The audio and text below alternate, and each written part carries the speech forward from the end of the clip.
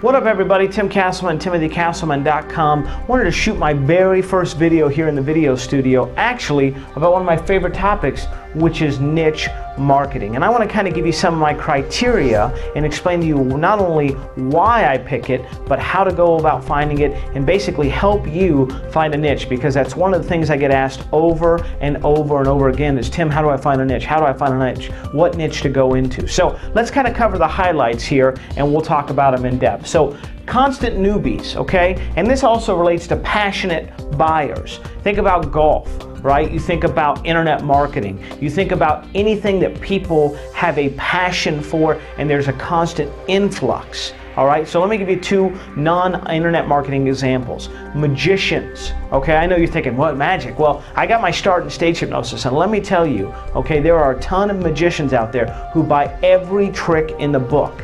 Even if they've seen it before, even if they know it, they buy, they buy, they buy, they buy, they buy. Every time someone comes out with a new trick, even if it's a rework of an old trick, they buy. Huge, passionate group, and lots and lots and lots of newbies, especially when you think about real-world events. So about 2 or 3 years ago, there used to be a show on A&E here in the States called Mind Freak, okay? And Chris Angel, I think, was the magician. Well, when that happened, there was a ton of new people in the business, in the industry, wanting to learn about magic. So they had that constant flux of newbies, okay? Obviously, internet marketing, people all the time wanting to work from home, wanting to get away from the quick corporate day job, wanting to quit their horrible job and basically live the dream of passive income with little work in internet marketing. Tons and tons of people all the time, okay?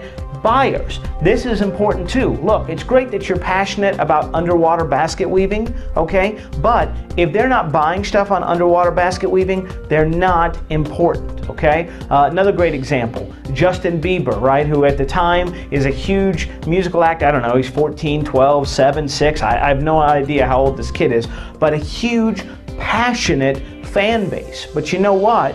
I wouldn't go after the Justin Bieber niche, one, because I'm not Justin Bieber, right? And two, because most of his fans aren't buyers. They have to rely on their parents to purchase. Like, Mom and Dad, can I go to this concert? Can I buy the CD? Can I get some money from you? I don't want to deal with that. I want to deal with people that have the ability to pull out a credit card, a debit card, have a checking account, and have money. Okay, so again, buyers. Sure, everyone loves your stuff when it's free, but will they actually spend money? Because honestly, if they're not willing to spend $1 with you, they probably never will be, okay? Number 3 for me is, are people already selling in that market? Now, a lot of people go, oh, I want to go into a market that has no competition. Wrong. Wrong, wrong, wrong. You want competition there, because if there are people there, especially people there that have been there for a long period of time, that lets you know it's a viable niche and that people are making money off of it. And here's another little insider secret. You can take what made those people who are already selling so successful and copy it to your own business. I'm not talking about stealing it, I'm just saying you can look at their products and you can learn a lot from the research that they've had to do. Look, I've said this time and time again, and I truly believe it. Pioneers are only good for one thing, and that's catching arrows and bullets. Let somebody else forge into a market. Once they've established a boundary and they've set up shop and they're making some money and things are working for them, then come in, find out exactly what they're doing, do it better than they can do it, right? Whatever that means, adding value, doing it in a different modality. So let's say they have an ebook, right? Well, you can put it into an audio, or you can be like me and shoot video. You know, there's a lot of things that you can do to add value to that, all right?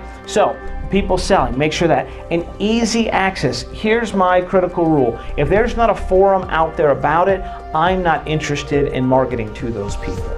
Here's why. I want a large group of people to congregate in a central area where I can hit them with banner ads, where I can go forum post and get them to add onto my email list, where I can find joint venture partners easily and quickly. Guys, the bank doesn't give you more money for doing hard, difficult, and stupid work, okay? I want the easiest kill possible. So if there isn't a niche that doesn't have a forum, I don't usually mess with it, okay? So, again, going back to the magician example, if you type in the Magic Cafe, you'll see it's a huge internet marketing forum for nothing more than magicians, jugglers, clowns, stage hypnotists, stuff like that. But I believe, don't quote me on this, but I believe they have over 1 million posts there and quite a few members. I know I was a member there for quite some time. So again, look for forums. So a dog training forum or discussion board, or underwater basket weaving forum discussion board. But again, they absolutely have to have a flow of new people. They got to be buyers that are coming in there. There's got to be people selling, and they have to have easy access. And one thing that I don't have written down here, but I want to tell you, is think about the life cycle. Okay, because that's really critical and important as well. I heard a guru say this, that basically in internet marketing you have a life cycle of about 3 months, which means if there were no constant newbies coming in 3 months, the market would be quote unquote exhausted. So something critical to think about is, are they replacing these old people with the new people?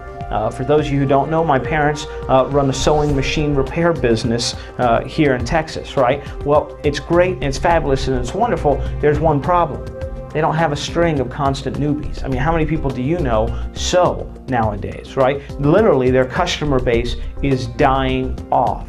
So think about that when it comes to marketing too, okay? And again, think about people that are buyers and passionate buyers. You know, I have 4 dogs. I just spent $6,000 getting a brand new fence built at my house just so that they wouldn't get out and they would be protected, okay? We take them to the vet, we take them to the groomers all the time. We're passionate about our puppies, okay? Passionate about obedience training, things like that. And I would buy stuff to improve their lives, okay? So again, think about it. Constant influx of newbies, right? Lots and lots and lots of buyers, people selling, okay? Already selling there, and easy access. So this does it for my very first video here in the video studio. I'd appreciate your comments. Feel free to leave them right below. Let me know if you have any questions about this video, and I'll be more than happy to cover it in a follow-up video.